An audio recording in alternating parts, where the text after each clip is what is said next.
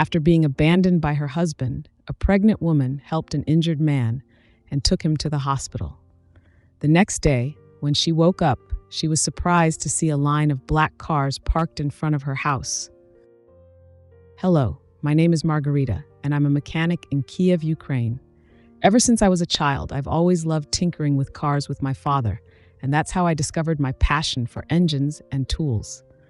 I work in a workshop in the city center where I spend my days fixing cars and constantly learning more about mechanics. My life was going well until everything suddenly changed. I met Jorge a year ago, and we quickly fell in love. He was loving and caring, and I really believed he was the man of my life. Everything seemed perfect until the day I found out I was pregnant, and not just with one, but with 2 babies.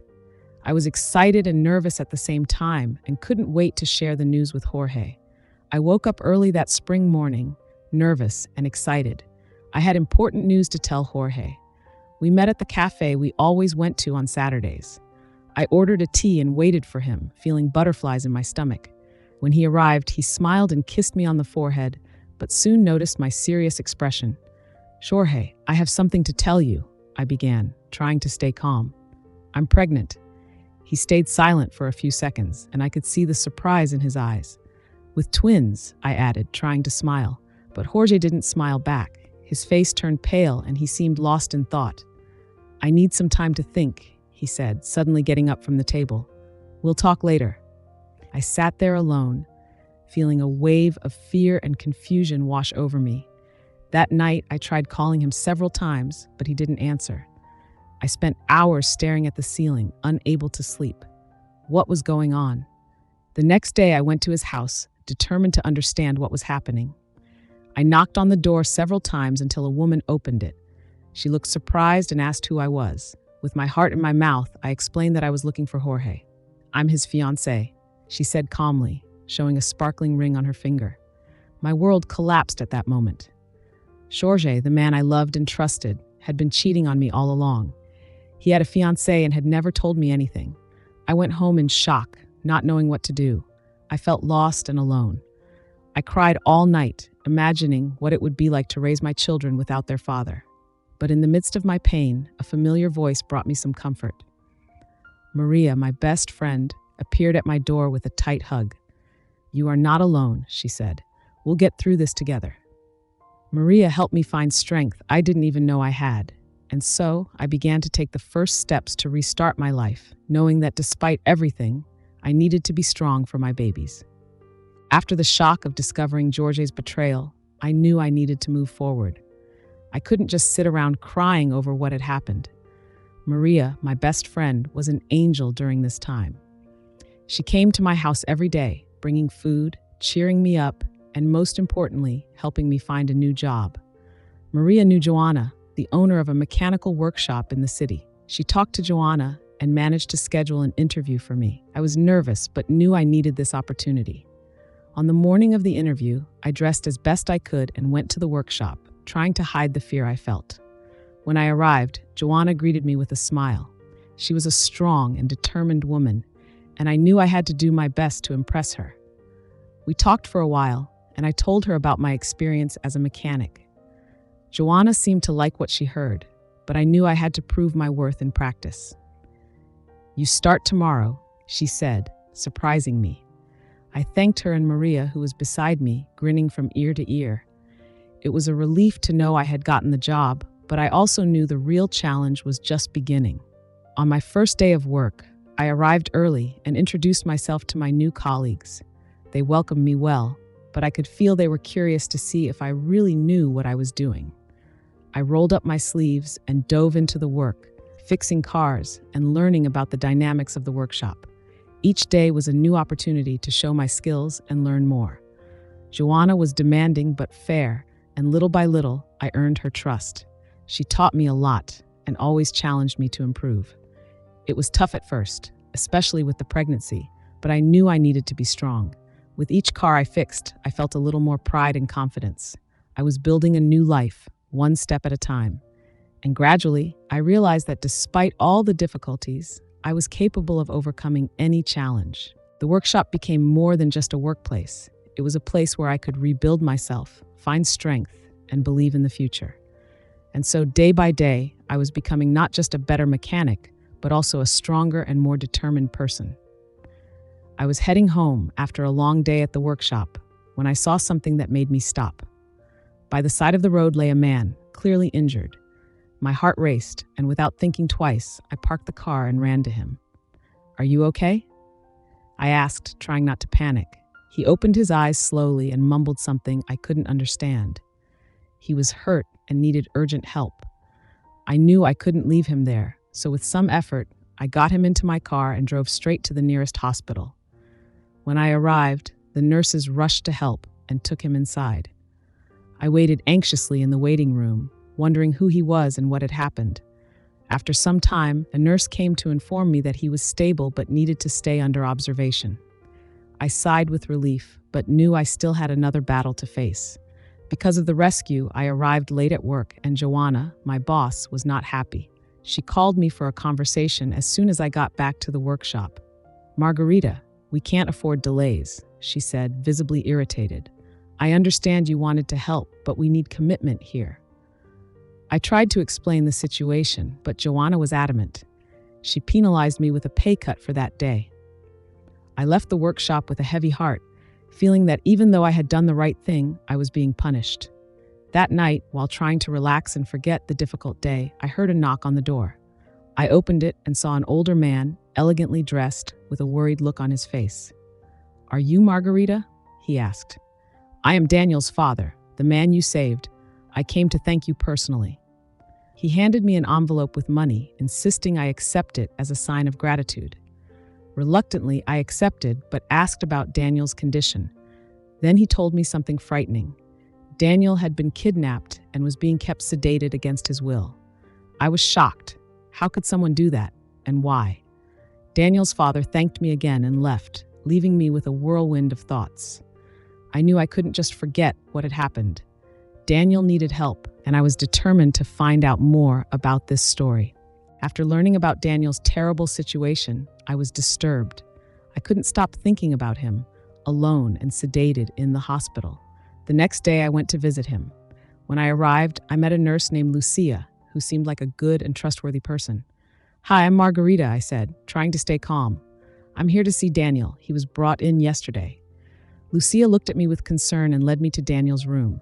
He was lying in bed, still unconscious. "He's sedated," Lucia explained. "But there's something strange about all this. The dosage is too high for a simple injury." I felt a chill down my spine. "His father told me Daniel was kidnapped," I confessed to her. "Someone is keeping him like this on purpose." Lucia was shocked, but after a moment of silence, she nodded. "We need to get him out of here," she said decisively, "but we need to be careful." We spent the rest of the day planning the rescue. I was nervous, but knew it needed to be done. That night, we returned to the hospital. Lucia managed to turn off the monitors and get Daniel out of bed without attracting attention. Carefully, we took him to my car and placed him in the back seat. We drove in silence, our nerves on edge. Finally, we arrived at my house, where I had prepared a room for Daniel. He was still unconscious, but Lucia promised the sedation would wear off soon. I thanked her from the bottom of my heart, knowing that without her help, this wouldn't have been possible. The next day, Daniel began to wake up. He was confused and weak, but he could talk. "Where am I?" he asked in a hoarse voice. "You're safe," I told him. "I'm Margarita. I found you by the side of the road and later discovered what was happening. You were kidnapped." Daniel's eyes filled with tears. "It was Fernando," he whispered. "My guardian. He wants my inheritance." I couldn't believe Fernando's wickedness. How could someone do that? "Don't worry," I told Daniel, holding his hand. "We'll sort this out. You are not alone anymore." Daniel seemed relieved, but I knew the fight was just beginning. With Lucia's help and the support of Daniel's father, we began gathering evidence against Fernando. It was dangerous, but I was determined to bring justice. Every day, Daniel recovered a little more. Slowly, we grew closer, sharing our stories and fears. I had never met anyone like him, and despite everything, I felt that something good could come from this terrible situation. Rescuing Daniel was just the beginning. Now we needed to face the real threat, Fernando. We couldn't let him get away with what he had done. With Daniel slowly recovering, I knew every day was precious to gather evidence against his guardian. Lucia, the nurse who helped us get Daniel out of the hospital, continued to be a valuable ally. She started looking for documents and medical records that proved what Fernando had done. Meanwhile, Daniel's father used his influence to open an official investigation. Meanwhile, Daniel stayed at my house, recovering little by little. We talked a lot, and I discovered how brave and determined he was. Even weakened, he was willing to fight for justice. This inspired me to keep going, even when everything seemed difficult. One day, Lucia brought important news. "I found the medical records," she said, with a triumphant gleam in her eyes. They clearly show that Daniel was being sedated deliberately and unnecessarily. This evidence was crucial. We decided to take these documents to the authorities. Daniel was nervous, but also relieved to finally have something concrete against Fernando. We went to the police station together, where we handed everything over to the investigator in charge of the case. The following days were full of anxiety. The investigation was underway, but we didn't know the outcome yet. Daniel and I spent a lot of time together, supporting each other. We began to share more about our lives, our hopes, and our fears. The connection between us grew stronger each day. Finally, the news we had been waiting for arrived. The police had enough evidence to arrest Fernando. He was detained and charged with kidnapping and attempted fraud. Daniel and I were called to testify in court. It was a tense moment, but we were ready. On the day of the trial, I saw Fernando for the first time. He was a cold and calculating man, but I didn't let myself be intimidated. I told my part of the story clearly, as did Lucia and Daniel's father. When it was Daniel's turn, he spoke with a strength I had never seen before. He told everything he had suffered at Fernando's hands and made it clear he wouldn't let him ruin his life. The judge listened attentively, and after everyone's testimony, he declared Fernando guilty. It was a moment of relief and joy. Justice was done. Daniel was free, and Fernando would pay for his crimes. We returned home exhausted but happy. We sat on the couch, and Daniel looked into my eyes. "We can finally move forward," he said, smiling. "Yes," I replied, feeling a wave of happiness. Now we can focus on our future. And so we began planning the next phase of our life together. With Fernando out of the way, we could build the family we always dreamed of. The twins were about to arrive, and I knew Daniel would be an amazing father. Additionally, the women's workshop was becoming a reality. Each day was a new step towards our dream, and with each challenge we overcame, we felt we were getting closer to complete happiness. Together, Daniel and I were an unbeatable team, and we knew that with love and determination, we could face any obstacle life threw at us. After all the storms we faced, the calm finally arrived. Daniel and I were closer than ever. With Fernando out of our lives, we could focus on building our future together. Our days were filled with joy and plans for the future. Daniel was always by my side, helping with the preparations for the twins' arrival. Every ultrasound, every kick I felt in my belly was a special moment we shared with great love. One day, we were walking in the park, holding hands, when Daniel suddenly stopped. He turned to me with a serious but loving look. "Margarita," he began, "these last months have been a roller coaster, but one thing has become clear to me. I love you, and I want to spend the rest of my life with you and our children." My heart skipped a beat. Before I could respond, he knelt down and took a small box from his pocket. "Will you marry me?" he asked with a shy smile. Tears of joy filled my eyes. "Yes, Daniel. Of course, yes," I replied, hugging him tightly. He slid the ring onto my finger, and we kissed under the blue sky, feeling that all our effort and struggle had been worth it. With the wedding planned, we started to plan our new life. Daniel took on the role of father to my twins with so much love and dedication that my heart filled with gratitude every day. He was always present, taking care of me, going to appointments, and helping set up the baby's room. Additionally, our idea of opening a franchise of mechanical workshops for women began to take shape.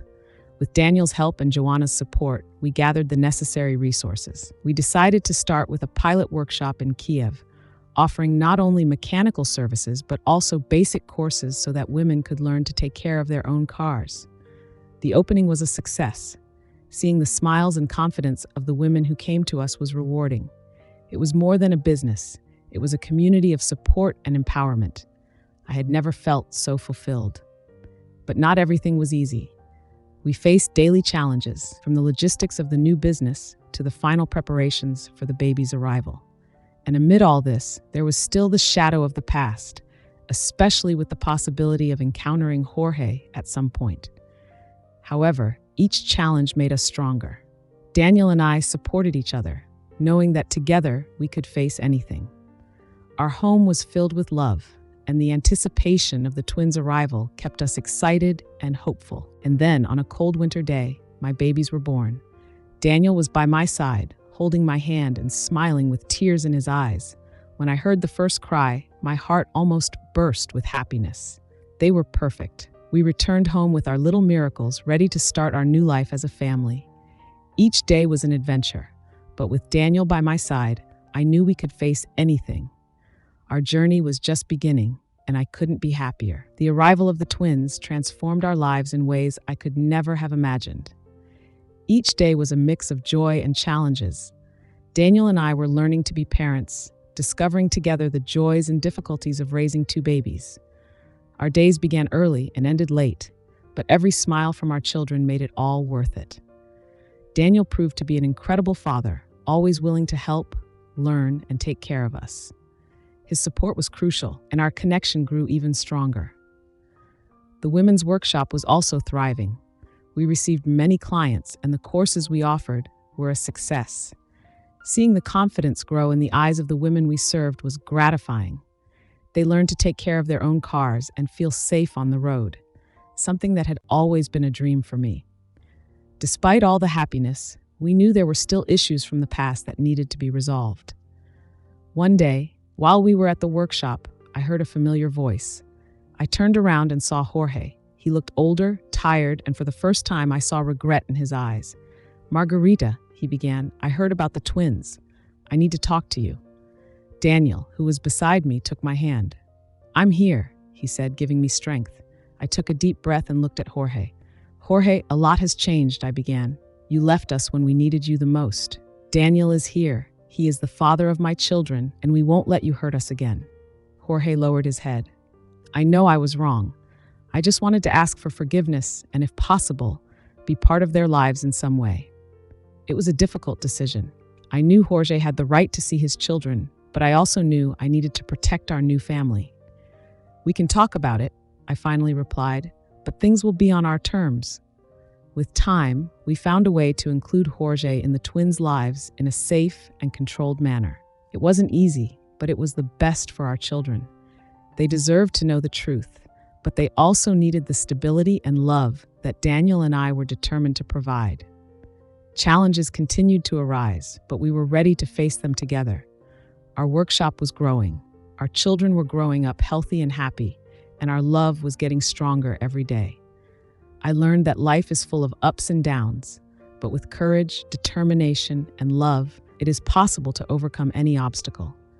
Every day with Daniel and our children was a blessing. Together, we faced the past, built the present, and looked to the future with hope. We knew that no matter what came our way, we would be ready to face it all together as a family.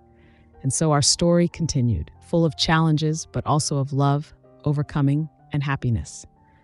Because in the end, what really matters is being with those we love, facing life hand in hand, always ready for the next chapter. And so Margarita found strength where she least expected it and turned a life of pain into a story of overcoming and love. Each challenge faced brought a new beginning, and now she lives fully with her new family.